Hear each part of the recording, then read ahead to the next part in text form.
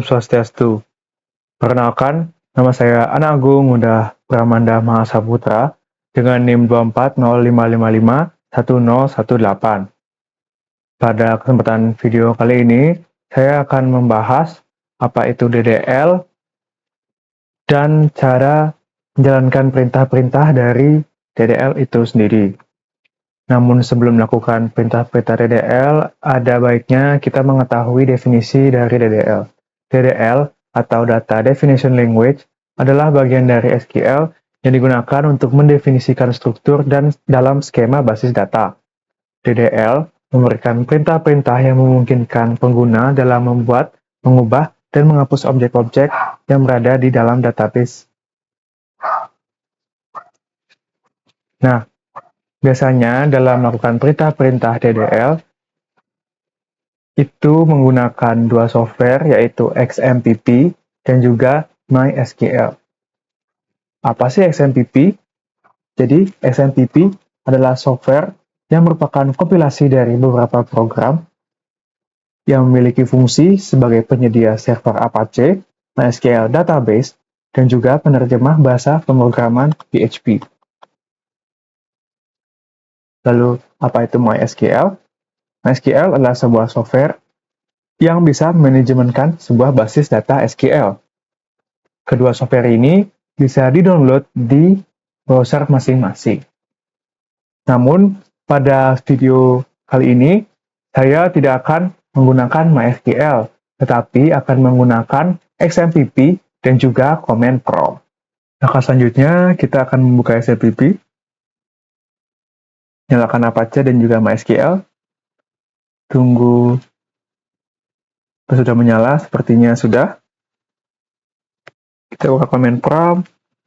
Nah, di sini saya ingin mengganti directory ke D, directory D.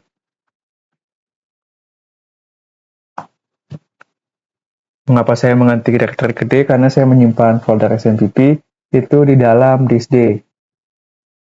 Jadi saya yang semula ini directory C berubah menjadi directory D. Selanjutnya kita akan mengetes apakah kita mencoba mengoneksi menu. Oke, jika muncul seperti ini, maka SQL sudah terkoneksi. Selanjutnya, saya akan melihat database apa saja yang sudah saya buat sebelumnya. Tuh, dengan database. Ini sudah bisa dilihat, saya memiliki 4 database. Dan saya ingin menambahkan create database. Kita kasih nama database-nya itulah tugas. Oke, sudah bisa tambahkan, kita lihat.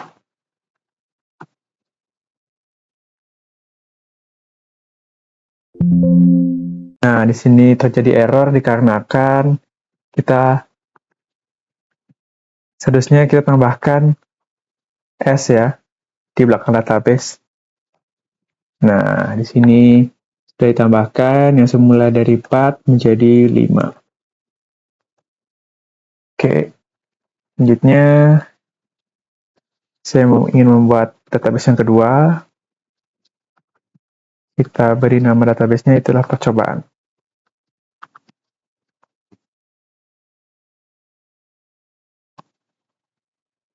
Berhasil. Kita lihat lagi. Sudah ya. Saya tambahkan. Nah, jika tadi berhasil ditambahkan, sekarang saya ingin menghapus itu dengan lakukan perintah drop database percobaan. Oke, sudah berhasil. Kita show lagi.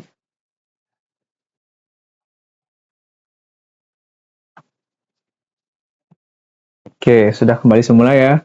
Jadi 5. Selanjutnya, saya ingin membuat tabel di dalam database tugas. Itu dengan cara pertama-tama kita gunakan dulu database-nya. Oke, database berhasil diubah. Sekarang kita membuat create Table, kita kasih nama dia siswa, kurung buka, kita tambahkan ID,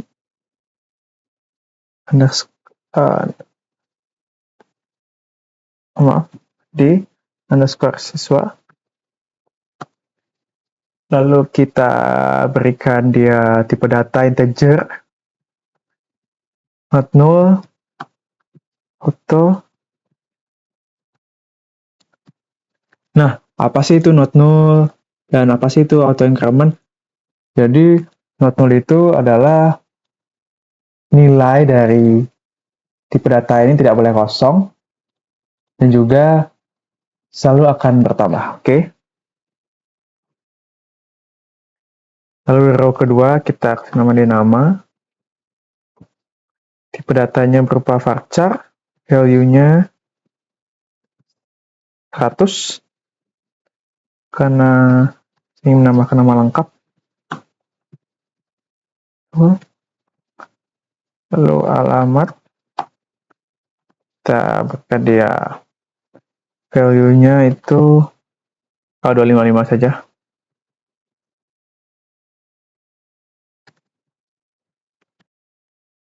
Oke, ini belum ada primary key, jadi kita tambahkan primary key. Masukkan ID siswa ke dalam primary key. Kurung tutup dan titik koma. Iya. Sepertinya saya ada salah ya. Sini seharusnya tambahkan S. Kita ulang saja. Tabel siswa. Masukkan ID siswa. Data integer tidak boleh kosong dan akan selalu bertambah.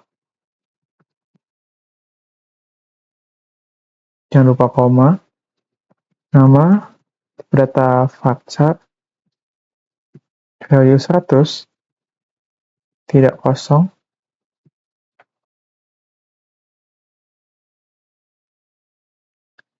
Alamat,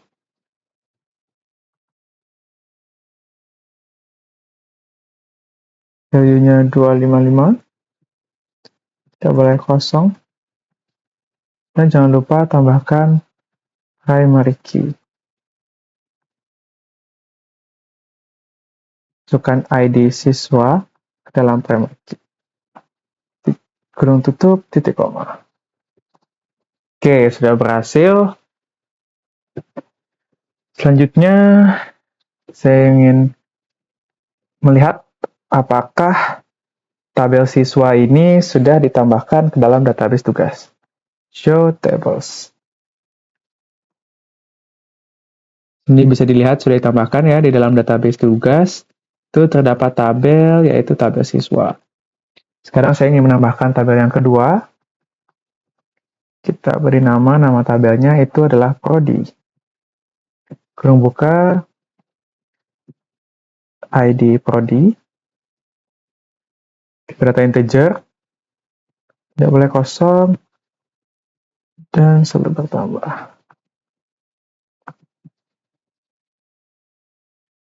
Koma, nama Prodi, tipe data varchar, status. Tidak boleh kosong. Lalu ketiga, deskripsi.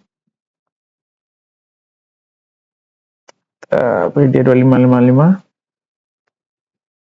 Tidak boleh kosong. Jangan lupa tambahkan primary key. Maaf.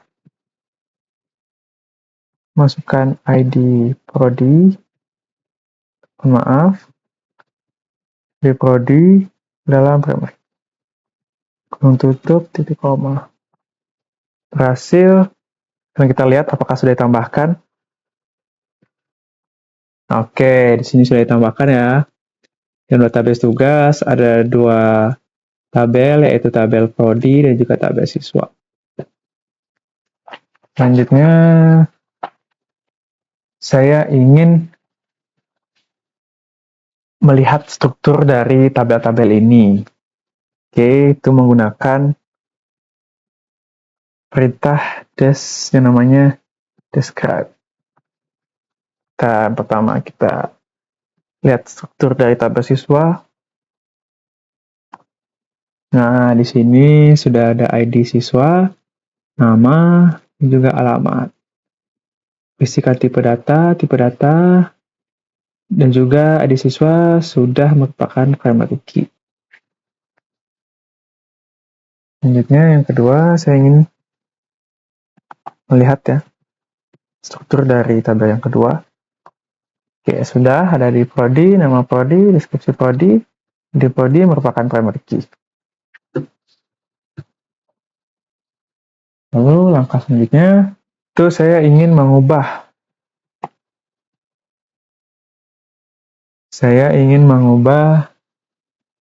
atau menambahkan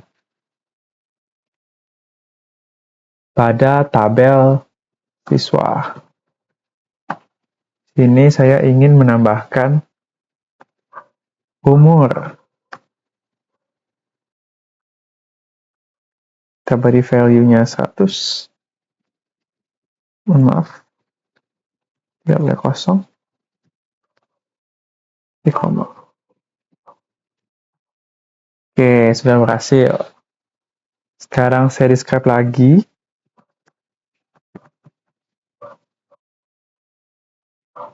Ya, sudah berhasil tambahkan ya, ada umur di sini. Selanjutnya saya ingin menambahkan lagi.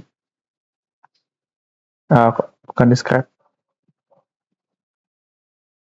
Kita alter. Saya ingin menambahkan email.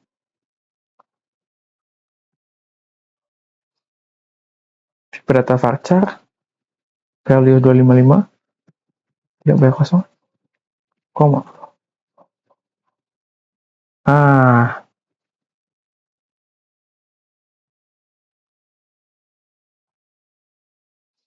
Ini salah.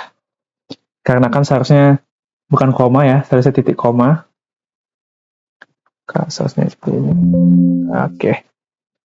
Kita alter aja. Kita alter lagi.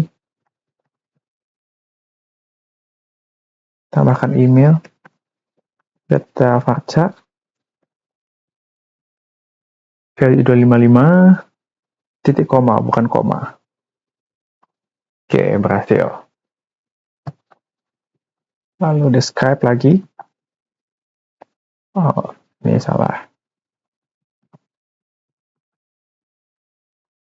Oke, sudah menjadi 5. Nah, jika tadi sudah berhasil menambahkan, sekarang saya ingin menghapus data email. Itu dengan cara alter lagi.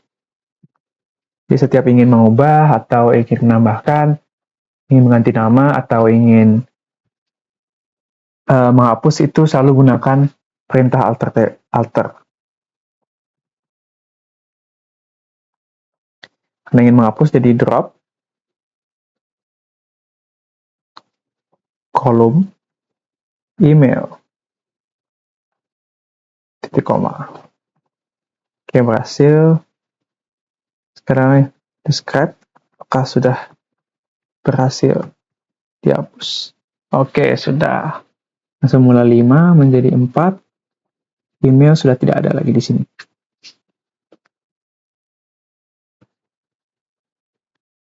Oke, sekarang langkah selanjutnya saya ingin menambahkan data ya. Nah, di sini kan kita sudah memiliki ID, nama, alamat, dan umur, tetapi belum berisi datanya yang jelas. Oke, jadi dari itu kita gunakan perintah insert into siswa. Maaf. Kita berikan dia values. Nah, itu adalah sini saya petik-petik nama saya itu Pramanda. ketik, koma, alamat saya itu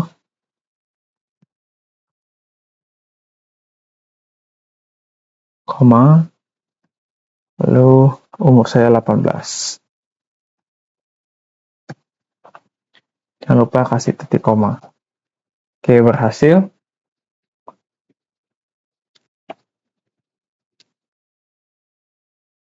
Sekarang saya ingin mengambil keseluruhan data dari field yang ada. Namun sebelum itu, apakah kita describe tadi akan berubah? Oke, belum terlihat sepertinya. Maka dari itu, saya ingin mengambil keseluruhan data dari field yang ada. Kita akan ini, select bintang. Select bintang. From siswa.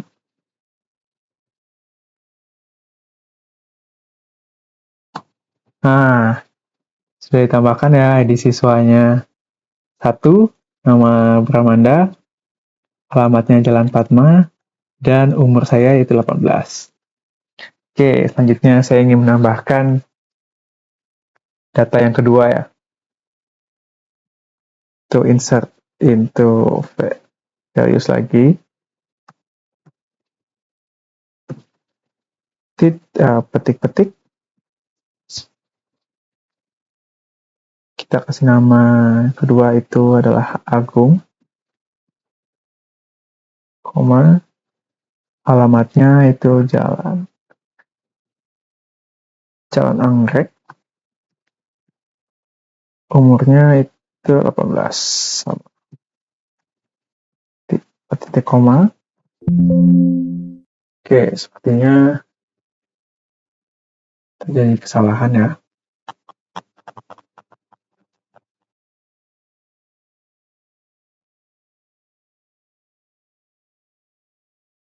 Iya.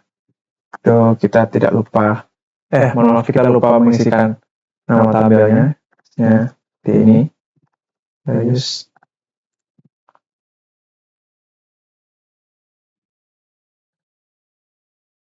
Agung.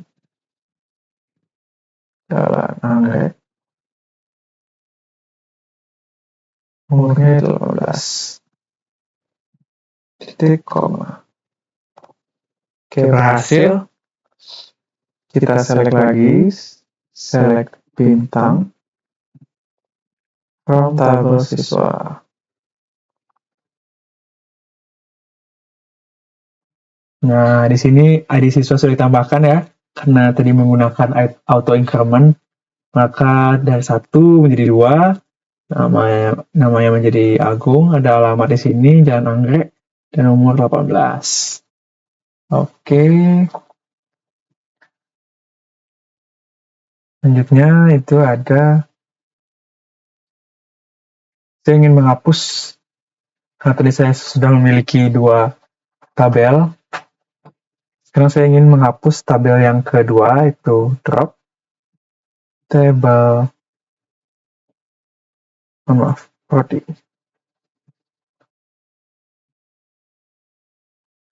Oke, sekarang kita akan melihat tables. Oke, sudah menjadi 1 ya. Oke, karena saya rasa sudah cukup, maka saya akan melihat data-data tersebut di dalam SQL. Oke, di sini kita lihat sudah ada ya database tugasnya. Kita lihat tabel. Oke, kita lihat tabel. Nah, di sini sudah lengkap ya. Ada ID siswanya, nama, alamat, dan juga sudah ada umurnya. Di DDL sendiri terdapat tipe data. Yang pertama itu ada integer, yaitu digunakan untuk menyimpan bilangan bulat seperti bilangan positif atau negatif, dan juga di integer tidak bisa menyimpan nilai angka desimal. Lalu ada varchar, yang dimana itu digunakan untuk menyimpan karakter string dengan panjang maksimal nilai yang ditentukan.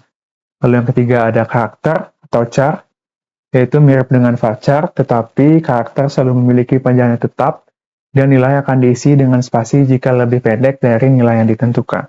Lalu ada date digunakan untuk menyimpan tanggal. Adapun perintah-perintah dari DDL yang pertama itu ada create, seperti membuat objek baru, membuat tabel, membuat indeks, ataupun view. Yang kedua ada alter, mengubah struktur tabel seperti menambahkan atau menghapuskan kolom. Yang ketiga ada drop table, itu menghapus tabel beserta seluruh datanya dari database. Lalu yang terakhir ada create index, itu digunakan untuk membuat indeks pada kolom tertentu dalam tabel untuk meningkatkan kinerja pencarian. Oke, sekian pemaparan video mengenai DDL dan juga cara perintah-perintah DDL. Mohon maaf jika ada kesalahan. Saya tutup dengan mengucapkan terima kasih dan Param Santi. Om Santi Santi Santi Om.